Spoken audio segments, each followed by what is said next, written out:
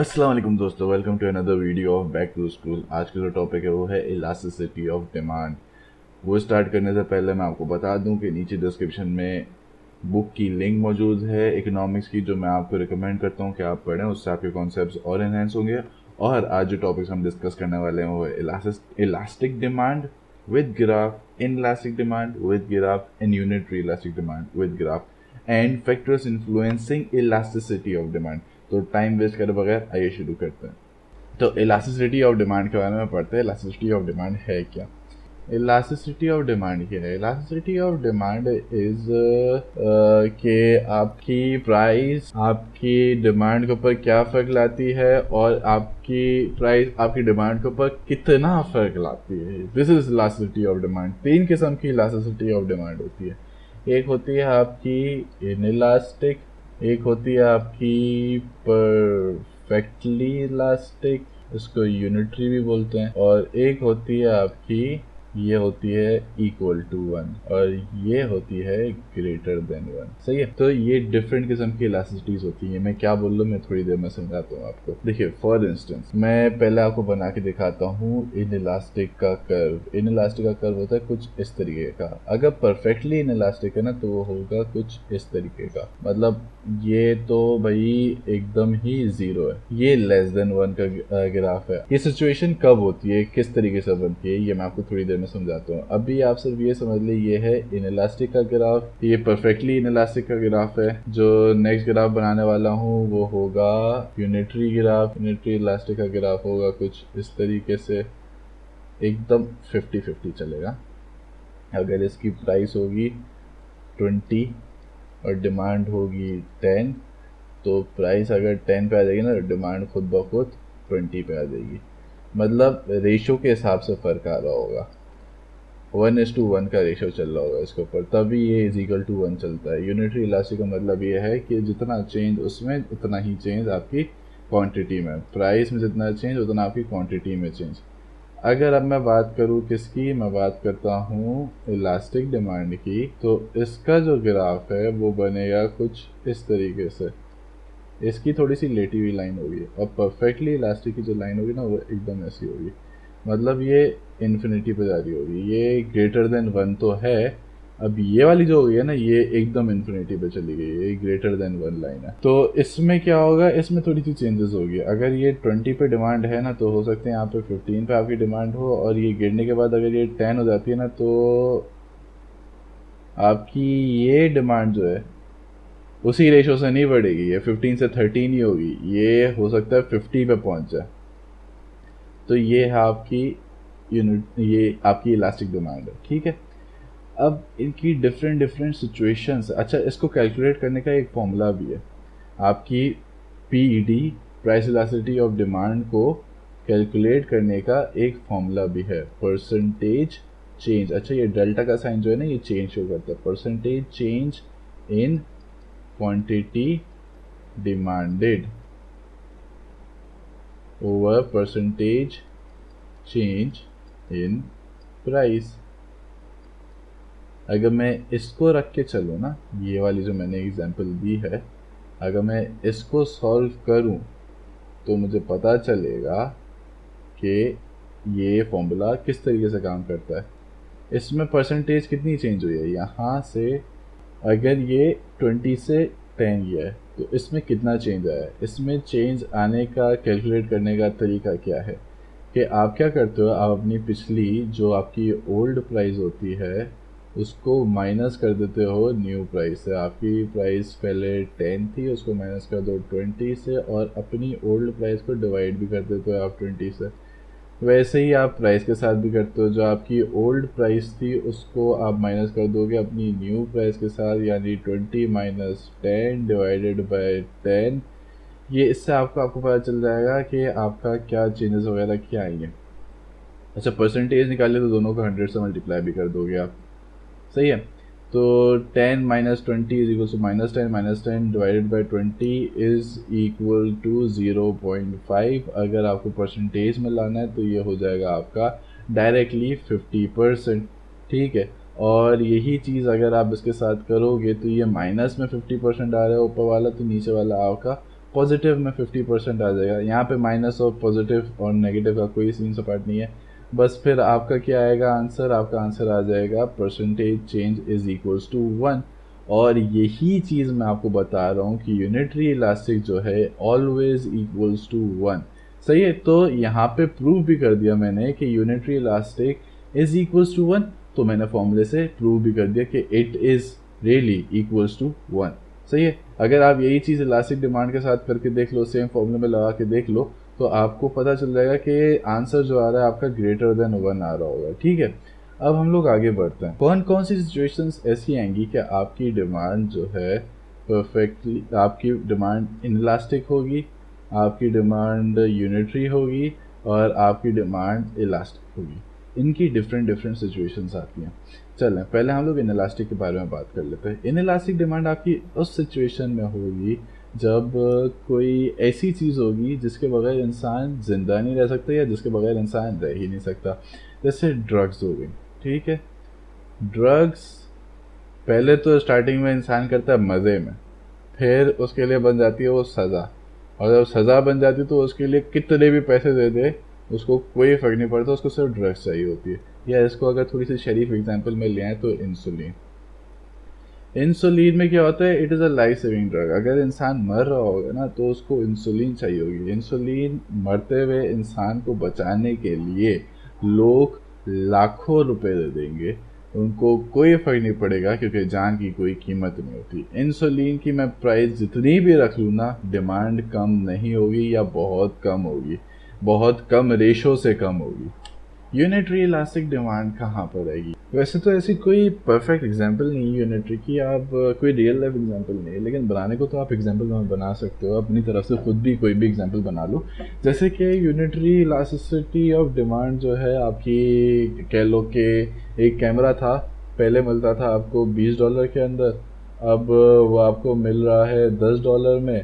तो जब $20 पे था तो 10 लोग उसको डिमांड करते थे, अब जब वो $10 का हो गया तो 20 लोग डिमांड कर रहे हैं। तो ये यूनिटरी इलास्टिसिटी ऑफ डिमांड पे आ गई बात सारी। लेकिन इलास्टिक डिमांड की जी हाँ बिल्कुल है, एग्जांपल है, ऐसी मौजूद है।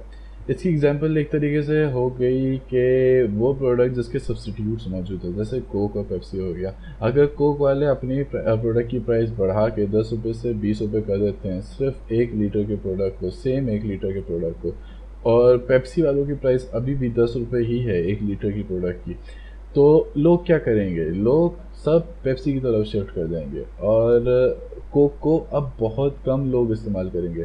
10 रुपये पे जब कोक को 50 लोग कंज्यूम कर रहे थे, जब उन्होंने 20 रुपये कर दी अपनी प्राइस, तो 15 लोग कंज्यूम कर रहे हैं सिर्फ। तो आपकी प्राइस चेंज से मेजर प्राइस चेंज आता है आपकी इलास्टिसिटी ऑफ डिमांड पे।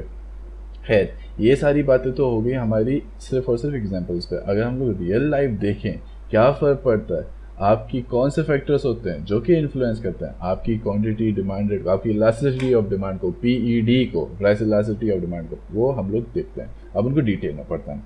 तो अगर हम लोग इसको लिखें कि हमारे factor influencing price elasticity of demand क्या है, तो वो है सबसे पहले नेचर क्या है भाई कमोडिटी की, नेचर ऑफ कमोडिटी क्या है। आपकी कमोडिटी क्या आपके लिए नेसेसिटी है या फिर आपके लिए एक लग्जरी है। अब ये जो लग्जरी प्रोडक्ट्स हैं इनकी डिमांड जो है ये होगी इलास्टिक डिमांड, और नेसेसिटी की जो डिमांड होगी वो होगी इन इलास्टिक डिमांड। वो क्यों, वो इन इलास्टिक डिमांड इस वजह से क्योंकि जब ये नेसेसिटी है, नेसेसिटी का मतलब क्या है, ज़रूरत, ज़रूरत का मतलब क्या है, चाहे मैं तुमको महंगे दामों पे क्यों ना बेचूँ, तुम्हें ज़रूरत है तुम लोगे ही लोगे।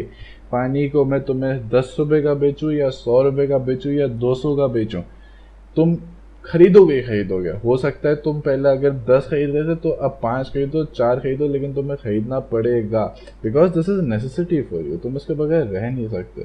तो इसकी डिमांड इन इलास्टिक रहेगी हमेशा क्योंकि ये नेसेसिटी है। लग्जरी की demand on the other hand elastic होती है क्योंकि ये लग्जरी है। तुम बेड पे सो, अगर तुम्हारे पास पैसे नहीं है तो तुम गद्दे खरीदो, ज़मीन पे सो। डिमांड ये लग्जरी है, बेड लग्जरी है, तुम महल में रहो या छोटे से घर में रहो, महल लग्जरी है, तुम घर में भी रह सकते हो, उसकी डिमांड हमेशा इलास्टिक रहेगी। सही है। अब नेक्स्ट जो चीज़ आती है वो है हमारे पास अवेलेबिलिटी ऑफ सब्स्टिट्यूट्स की अवेलेबिलिटी। अगर तुम्हारे पास कोक है और दूसरी तरफ पेप्सी है, तो कोक ने अपनी प्राइस बढ़ाई तो पेप्सी की क्या बढ़ जाएगी, डिमांड बढ़ जाएगी, क्योंकि तुम्हारे पास कोक भी एक ऐसी चीज़ है जो पेप्सी भी वैसी ही चीज़ है। एक चीज़ की प्राइस बढ़ने से दूसरी चीज़ की डिमांड बढ़ जाएगी। तो ये क्या होगी, ये इलास्टिक डिमांड हो गई कोक और पेप्सी के लिए, क्योंकि इनको पता है कि यार अगर मैं अपनी प्राइस बढ़ाऊंगा ना तो दूसरा वाला मेरे कस्टमर ले जाएगा, तो ये लोग नहीं कर सकते, अपनी प्राइसेस इस तरीके से नहीं बढ़ा सकते। तीसरी चीज़ आती है proportion of income spent on the product. मतलब क्या है इसका, अगर तुम्हारा 100 रुपये तुम कमाते हो, 10 रुपये तुम मैचेस के ऊपर खर्च करते हो और बाकी के 90 रुपये अपने बाकी खर्चे, रेस्टोरेंट जाओगे, दोस्तों के साथ जाओगे और बाकी यूनिवर्सिटी, स्कूल, कॉलेजेस की फ़ीस है और बाकी यूटिलिटीज़ की फ़ीस है, तुम्हारी इलेक्ट्रिसिटी, गैस, ये सारी चीज़ें, ठीक है। इस 90 रुपये में तुम ये सारा खर्चा उठा रहे हो और 10 रुपये में सिर्फ मैचेस खरीद रहे हो।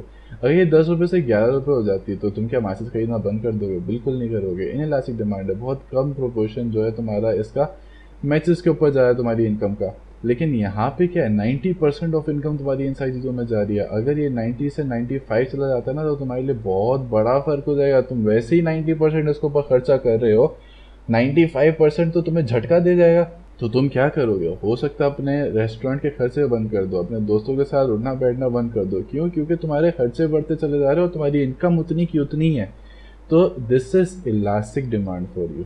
प्रोपोर्शन ऑफ इनकम तुम्हारी क्या है, ये भी काफ़ी मैटर करती है। फिर उसके बाद number of uses of product, ये भी काफ़ी मैटर करता है। इसका मतलब क्या है, नंबर ऑफ यूजेस, जैसे इलेक्ट्रिसिटी है। इलेक्ट्रिसिटी में क्या है, तुम इसको अपने घर में आयरन करने के लिए इस्तेमाल करते हो कपड़े, इसको टीवी देखने के लिए इस्तेमाल करते हो, इससे कंप्यूटर भी चलाते हो, इससे तुम अपने ओवन भी चलाते हो, माइक्रोवेव भी चलाते हो। हज़ार चीज़ें जिसमें इलेक्ट्रिसिटी इस्तेमाल हो रही है, सिर्फ तुम्हारे घर में नहीं इस्तेमाल हो रही है, इंडस्ट्री में भी इस्तेमाल हो रही है ये इलेक्ट्रिसिटी। तो इलेक्ट्रिसिटी के मल्टीपल यूजेस है, नंबर ऑफ यूजेस इसके बहुत सारे हैं। वैसे ही टूथपेस्ट है, टूथपेस्ट का जो है सिर्फ एक ही यूज़ है, वो है आपके दांत चमकाए, ब्रशिंग टीथ। तो टीथ को ब्रश करने का सिर्फ काम है टूथपेस्ट का। अगर टूथपेस्ट की प्राइस बढ़ती है तो आपके लिए इतना अफेक्ट नहीं करेगी। अगर इसकी प्राइस 10 से 11 रुपये हो जाती है तो आपका बहुत बड़ा फ़र्क पड़ेगा आपको, क्योंकि आप इसको बहुत सारी चीज़ों में इस्तेमाल कर रहे हो। हर चीज़ में इस्तेमाल करोगे तो हर चीज़ में थोड़ा थोड़ा इस्तेमाल कर करके आपकी बहुत ज़्यादा एक्सपेंस बढ़ जाएगा। और अगर इसके ऊपर 1 रुपया कम भी होता है तो भी आपके लिए बहुत बड़ा फ़ायदा है, क्योंकि आपके 1-1 रुपया हर चीज़ के ऊपर एक्सपेंस कम हो गया। तो इसकी डिमांड जो है वो इलास्टिक डिमांड है। बहुत बड़ा फ़र्क पड़ता है इसको, इसके प्राइस कम होने से या इसके प्राइस बढ़ने से। Toothpaste on the other hand, अगर इसकी प्राइस 90 से 95 चली जाती है ना तो आपके लिए इतना बड़ा कोई फ़र्क नहीं पड़ेगा। टूथपेस्ट है यार, उसको सिर्फ आप एक ही चीज़ के लिए इस्तेमाल कर रहे हो और आप एक ही चीज़ के ऊपर आपके 5 रुपये खर्चा बढ़ रहा है। इस तरीके से नहीं है, अगर यहाँ पे 1 रुपया बढ़ गया तो 1 रुपया आपका आयरन इस्तेमाल करने में भी बढ़ गया, 1 रुपया आपका कंप्यूटर इस्तेमाल करने में भी बढ़ गया, टीवी, ओवन, इंडस्ट्री, हर चीज़ के ऊपर आपका 1-1 रुपया बढ़ गया। ऐसा नहीं हो रहा है, यहाँ पे सिर्फ टूथपेस्ट है और इसके ऊपर ही सिर्फ आपको 5 रुपये बढ़ा है। तो इसकी डिमांड क्या है, इनइलास्टिक डिमांड है। अगर हम लोग नेक्स्ट चीज़ देखें तो वो आती है हमारी हैबिट, कि हमारी हैबिट क्या है। जैसे कि हो गई क्या, सिगरेट। सही है भाई, सिगरेट में क्या है, आपका हैबिट है यार, आप इसको खरीदोगे ही खरीदोगे। 10 रुपये की मिल रही है, कल 15 रुपये की हो जाए, परसों 20 रुपये की हो जाए, क्योंकि ये आपकी आदत है, आप चेन स्मोकर हो, आपको सिगरेट चाहिए ही चाहिए। हो सकता है आप इसकी प्राइस के ऊपर थोड़ी सी कंजम्पशन कम कर लो। पहले अगर आप 5 सिगरेट पीते थे दिन में तो हो सकता है आप 4 के ऊपर आ जाओ, हो सकता है आप 3 के ऊपर आ जाओ। आप छोड़ नहीं सकते क्योंकि दिस इज़ योर हैबिट। सही है, तो हैबिट की जो डिमांड होती है वो हमेशा होती है इनइलास्टिक डिमांड। उसकी प्राइस बढ़ा दो आप, इतना कोई ख़ास फ़र्क नहीं पड़ेगा उससे। फिर आपकी जो अगली चीज़ आ रही है उसको कहते हैं टाइम कि प्रोडक्ट को कितना टाइम हो गया। प्रोडक्ट का टाइम किस तरीके से मैटर करता है, जैसे नया आया था आपकी जब विंडोज़ नई आई थी, सही है, तो विंडोज़ जब 98 97 आई थी अगर आई एम राइट स्टार्टिंग में, तो ये जो है आपकी इसकी डिमांड बहुत ज़्यादा थी। लोग इसको इतना डिमांड कर रहे थे कि बस, क्योंकि ये नई चीज़ थी। आज कोई डिमांड कर रहे हैं विंडोज़ 98 97 की, डिमांड उसकी ड्रास्टिकली डाउन हो गई है क्योंकि अब उससे बहुत बेहतर चीज़ें आ गई हैं।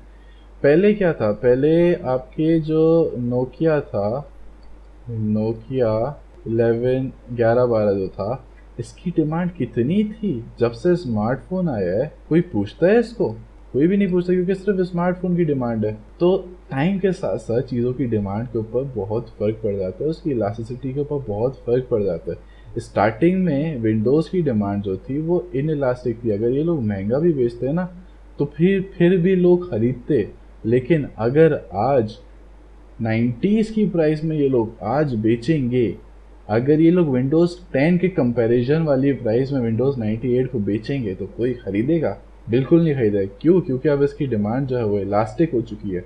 अब इसकी प्राइस इसको बहुत फ़र्क पड़ती है इसकी क्वांटिटी डिमांड के ऊपर। और आखिरी चीज़ है हमारी प्राइस ऑफ कमोडिटी इटसेल्फ, के जो आप प्रोडक्ट बेच रहे हो उसकी क्या खुद की प्राइस है, प्राइस ऑफ कमोडिटी इटसेल्फ। जैसे इसकी एग्जांपल वही हम लोग मैचेस और मोबाइल से कर सकते हैं कि अगर मैचेस की प्राइसेस 10 रुपये से 12 रुपये हो गई तो कोई ऐसा ज़्यादा फ़र्क तो नहीं पड़ेगा मेरे हिसाब से कि आप उसकी कंजम्पशन एकदम ही कम कर दो या एक यूनिट से भी कम करो इसकी कंजम्पशन, मेरे ख्याल से तो इतना कोई फ़र्क पड़ेगा नहीं। लेकिन अगर ऑन द अदर हैंड एक मोबाइल फ़ोन है जिसकी प्राइस पहले ही 20,000 थी, उसको बढ़ा के उन्होंने 25,000 कर दिया, तो आप कोई दूसरा मोबाइल ढूंढने लग जाओगे जो आपकी इस 20,000 की रेंज में आ जाए, कोई सेकंड मोबाइल ढूंढने लग जाओगे। क्यों? क्योंकि प्राइस मैटर्स यार। यहाँ पे पहले ही 20,000 दे रहे हो और 25,000 देने में बैठ जाओगे तो फिर फ़र्क पड़ेगा, बहुत ज़्यादा फ़र्क पड़ेगा। यहाँ पे इतना फ़र्क नहीं पड़ेगा। तो यहाँ पे जो डिमांड है वो इनइलास्टिक है यार, कोई फ़र्क नहीं पड़ता। वैसे इसकी प्राइस कम है, अगर इसकी प्राइस थोड़ी सी भी बढ़ जाए तो इतना फ़र्क नहीं पड़ता। यहाँ पे डिमांड इलास्टिक डिमांड है, यहाँ पे बड़ा फ़र्क पड़ता है। तो इससे क्या सीखा हमने, अगर कमोडिटी की प्राइस ज़्यादा है तो उसकी डिमांड खुद ब खुद इलास्टिक हो जाती है, और अगर कमोडिटी की प्राइस कम है तो उसकी डिमांड खुद ब खुद इनइलास्टिक हो जाती है। आज की वीडियो हम लोग यहीं पर करते हैं, यहीं पर ख़त्म करते हैं। Thank you so much for watching. वही कहूँगा, like share subscribe comment support कर दो भाई, प्लीज़ जाओ जाके सब्सक्राइब कर दो। और नेक्स्ट वीडियो में आके मिलना। टेक केयर, अल्लाह हाफिज़।